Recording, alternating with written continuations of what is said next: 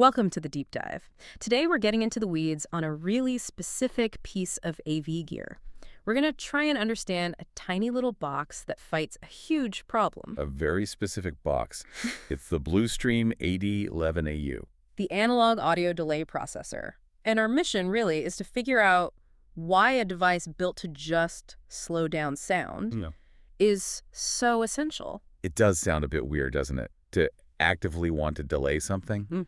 But it all comes down to a problem that, everyone has felt at some point. The lip sync issue? Exactly. The lip sync issue. It's when you split your audio and your video. The video signal might be going through a big processor or maybe a video wall controller. Right. Something that takes time to think. It takes precious time. And the audio just gets there first. All of a sudden, the picture's behind the sound, and it's jarring. It ruins the whole experience. So this is the thing that fixes that mismatch. It's an inline, two-channel analog processor. But my question is, don't modern soundbars and processors already have some kind of correction built in? Why do you need this external box? That is the perfect question.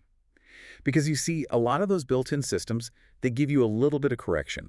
Maybe 150 milliseconds, if you're lucky. Which isn't much. It's not much for the really complex jobs. Yeah. AD11AU, it's designed for those edge cases. And it has to do its job while keeping the audio pristine. We're talking 48 kHz, 24-bit sample rates, no compromises. Okay, and this is where the specs really tell a story.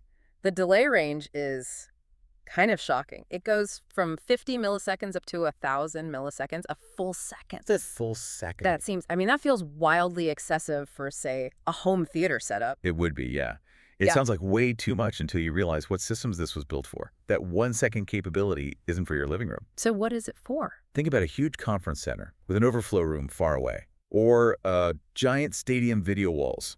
The signal has to travel and go through multiple scalers, multiple frames of buffering.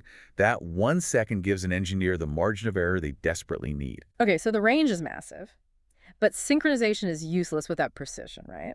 So how does an installer actually dial this in? And that's I think, the genius of the design is the granularity. You get 15 different steps. 15? Yeah. From 0 up to 500 milliseconds, you can adjust it in steps of 50 milliseconds. Wow. And those little 50 millisecond steps, that is the difference between something that feels just wrong and something that is completely invisible. It's a surgical tool.